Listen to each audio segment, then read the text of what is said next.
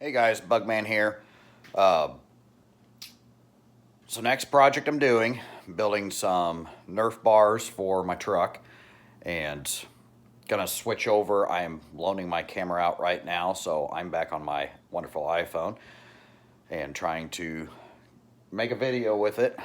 I actually miss my other camera. Wow. But I did buy not a newer one, it's a iPhone 8. But I bought the 256 gig, so I was able to do this because originally when I started making videos, I was using my old iPhone 6s Plus. And when I switched over to the 8s Plus, I purposely bought the extra so I could do the videos that way. Well, I got my little cheap camera and been using it and actually love it. But anyway, so I'll show you here. Let me switch over. Oh, will it let me? Give me a minute. So I guess you have to start and stop the video in order for it to work the way I want it to. Forget. So I'm using 2x4 inch box steel. It's 1/8 inch thick box steel.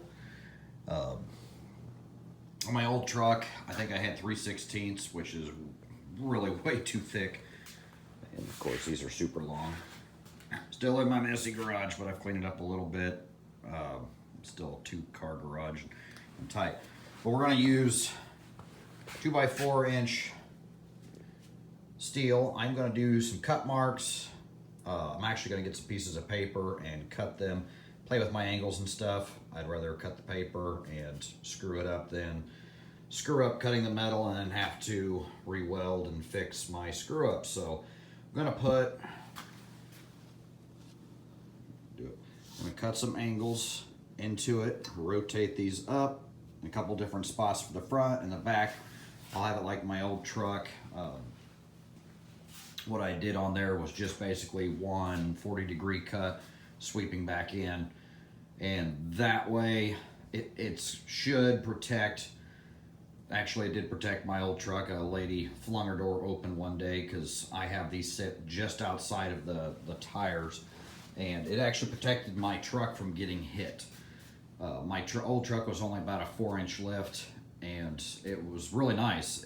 Her door flew open, slammed into my Nerf bar, and all it did was mess up some of the rubber coating that was on it. I re-rubber coated it. So, look at my pretty face instead of just going back and forth on the metal. So that was really handy. The sweeps that I'm going to do on the front and the rear, I know, your aftermarket Nerf bars, they sweep like that, but they're just dingy metal. They're not there for protection. I build these so that way if I rub up against a tree or something, I do take my truck out into the woods. We have some trails. I don't trail ride, especially this newer truck. It's an F-250. It weighs 9,000 pounds with my fat rear end sitting in it. So you don't take that truck heavy off-road kind of situations. So it'll still protect my truck though, and never have to worry about it falling off like the other Nerf bars. This is thick enough metal that it'll be around more than the length of time I'm going to own the truck, which, I plan 10 or 20 years, but the way I usually attach them to the truck, I don't have a problem of the rust like the other Nerf bars and the way they're attached. And they're only attached to just right underneath the doors on the body. My old truck, I did attach to the frame. This truck, I will attach it to the body itself, the cab, but it'll have some angles going towards the center of the cab as well, so it's going to be extremely tough. If I were to get hit in the side, obviously it's still probably going to bend it, but it does offer you some more protection and something really nice to step on. I have some expanded metal that this one, I plan on cutting my expanded metal that I have left over. I've got some scrap pieces for where the footsteps are going to be at. My old truck, I did aluminum plates, and I put the rubber coating on them and then sanded down the diamond part of it. And it was a pretty cool look. Was not a lot of traction when it was ice. When ice would build up on theirs, it was still slicker than freaking snot. So that's not a lot of fun when you fall out of your own pickup truck and look like a jackass laying on the ground at the hardware store or something.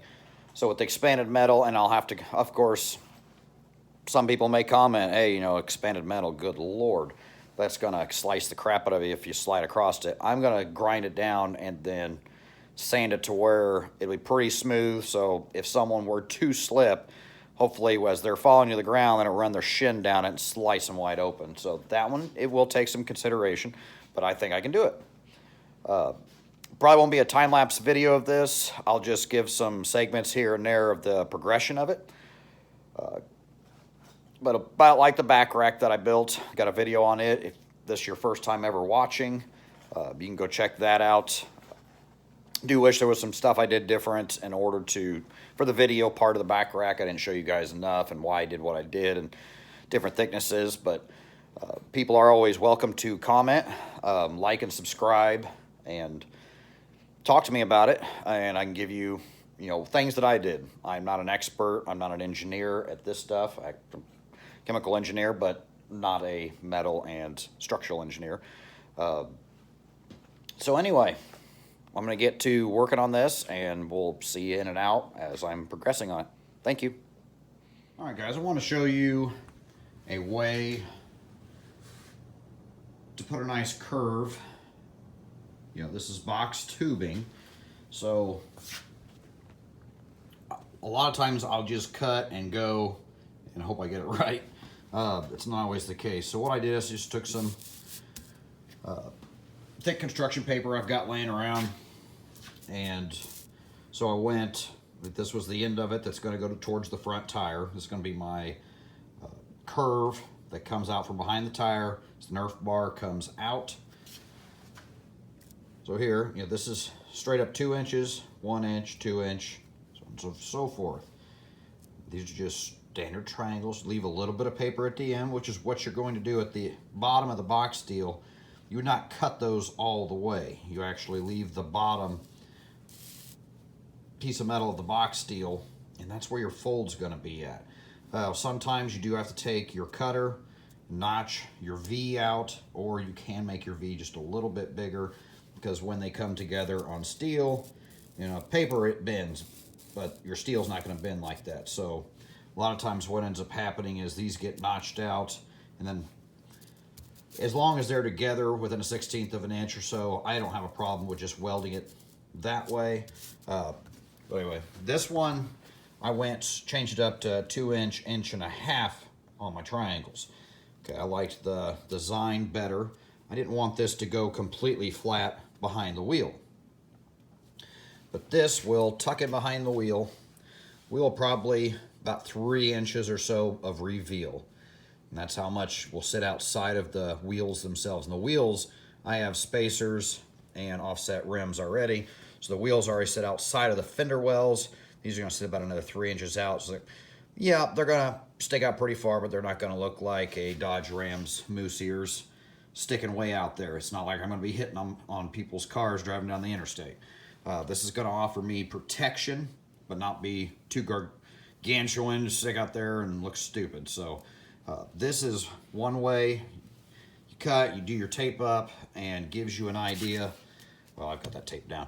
Then I can come over here, and I know what my measurements are, and I'll know exactly how to come over here and cut these right the first time. So measure twice, cut once. Make templates, but wanted to show you this is how I a lot of times do this. Well, I got partway done here. Just dry fitting. Wanted to see how it was going to turn out with the length and everything. Go add on a little bit to the rear. Want to change how I was going to do that. And before I put these on, I gotta do a video on how to fix cab corners. You can see I have the major cab corner and I have major rocker. Underneath both doors, completely destroyed. So it is about 9 degrees outside, so making this short. So we got the fronts done and ground down.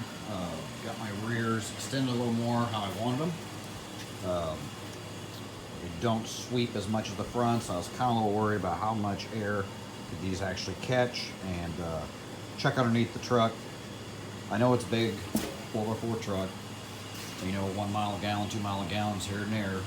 My back rack I added has already, looks like it produces about a -4 1 mile per gallon. So every little bit helps. I think for that back rack I'll be putting a cab spoiler on it.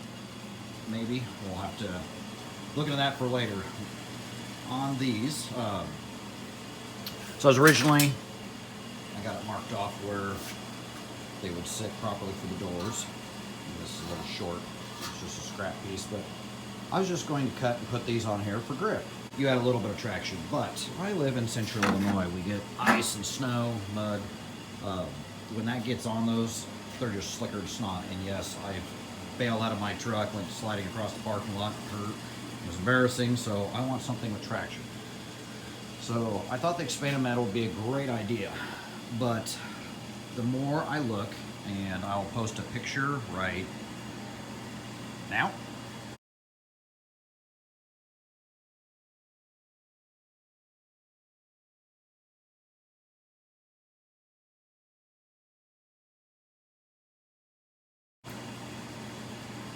And so I'm thinking about this other idea. Try and come up with different ways to do a cutout. Bend this, because I don't want it going below. So if these were sitting here, these are actually flipped, I believe. I don't want to go below the line of where the bottom's going to be at. If I do take my truck off-roading, I don't want something to hang up. I would like this to be able to hit logs and whatnot, just slide across there. If you see a lot of the different custom Nerf bars, they'll have a step that gets cut out and comes down. That gives something that's going to catch. You definitely don't want to lose ground clearance. So I was going to come straight out the side of this, and I would get a little bit of cut out, you know, come down here, cut this out, back up. But I thought, well, it might, if I use flat bottom, it still may fill up with mud and stuff. So what if I did something to where I keep the sides for some strength, maybe this front, the back part of it, and then this in the front. I'm not sure just yet. Just come up with this idea because I've been looking at custom Nerf bars and what I want to do. I'm going to probably do a part 1 and part 2 for this. Maybe see if anyone wants to throw in some ideas from other guys that do custom work. Because I don't know what I want to do just yet.